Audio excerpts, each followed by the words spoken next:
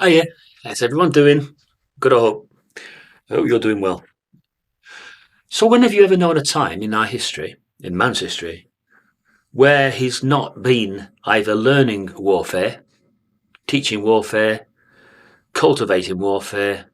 When have you ever known a time when he's actually enjoyed to live in peace?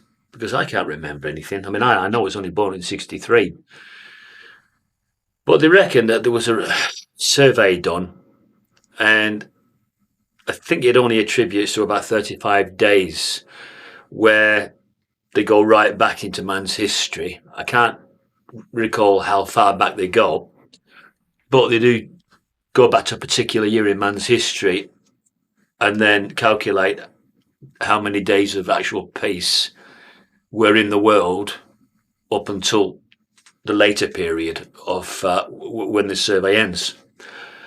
And I think they said it were 35 days where you could say that there were no major, huge skirmishes anywhere in the world. And I'm not sure whether this survey is really accurate, to be honest with you, but they did one anyway, and I remember seeing it, and it was a long, long time ago. So it was much earlier than the present skirmishes of Saddam Hussein, Iran and Iraq, the present one, Ukraine. It was far earlier than any of those that they were using it as a yardstick to measure by, and it amounted to 35 days. So, this scripture in Isaiah 2:4, right?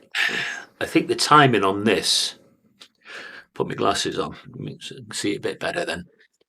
He will render judgment among the nations and set matters straight respecting many peoples. And you'll have to excuse me, I'm just getting over a flu, and it's still on the back of my throat at the moment, so it's affecting me, and I'm starting to cough a lot. So, the Almighty will have to teach the nations a lesson, because that's what that scripture is really saying, isn't it? And then eventually, when he's taught them this lesson, they will then do this act of no longer learning warfare. But it doesn't look likely, does it? At the moment, it doesn't look likely that no nation wants to learn warfare no more. And even those neutrality countries in the Second World War have decided not to continue with that neutrality and to be part of NATO. So even they have done an about turn on their previous convictions. And this is a real shame, because can you name me one country at the moment that doesn't have an army, doesn't pursue in any warfare whatsoever? Because I just can't think of anybody. I think just about every country in the world has the means to protect its homeland in some way by having an army. And of course, the biggest armies in the world at the moment currently are the ones that are in this active confrontation. I don't call it an active war until it becomes that obvious. So it's a confrontation. It's a fighting of the proxy nations. It's not an outright standoff, is it? Where they have declared, I'm talking about the Russia's allies and NATO, they haven't stood there yet face to face and said, we are now in active war against each other. They're using all these side issues and proxy countries, and they're attacking the proxies and not directly attacking the main country. For instance, Iran. They're not actually sending a bomber command into Iran. They're doing it on the outskirts of their country, Syria and Iraq. And this is, well, it's cagey. It's dangerous. It's cagey for sure. But this is how they're doing it at the moment. So we haven't got this all out fight at the moment, which I think eventually it will spill into. I can't see how they can just contain it low key like this and for it not to get out of hand. You see, the two powers that are pushing for a new supremacy, they're not going to be happy if Anglo-America continue to stay in power and bully everyone else. And this is what they've been doing for 200 and more years. Anglo-America, once they stem from Rome, they learnt a lot from Rome. By the way, they learnt a lot, and that's probably why they have so many Roman traditions to this day. And they knew that to stay powerful, they have to bully other nations, and this is what they're doing.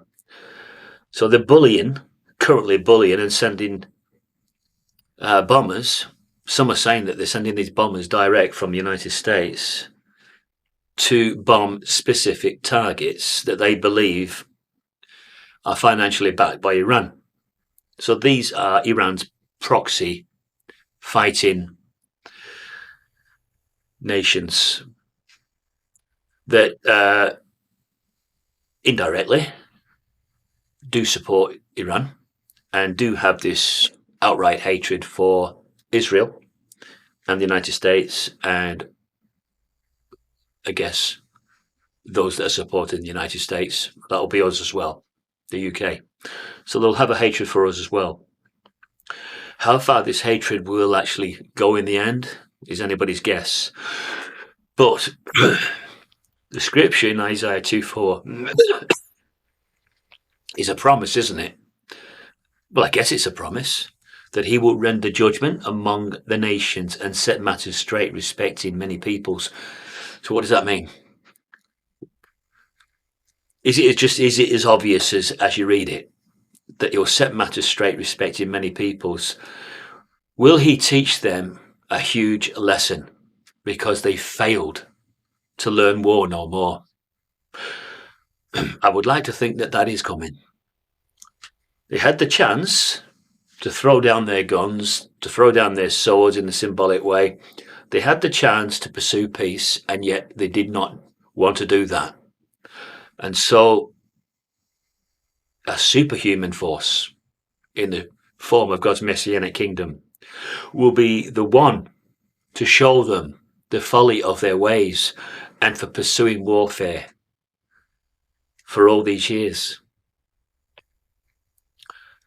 Now, it'd be better to live in a world, won't it, who doesn't go to war.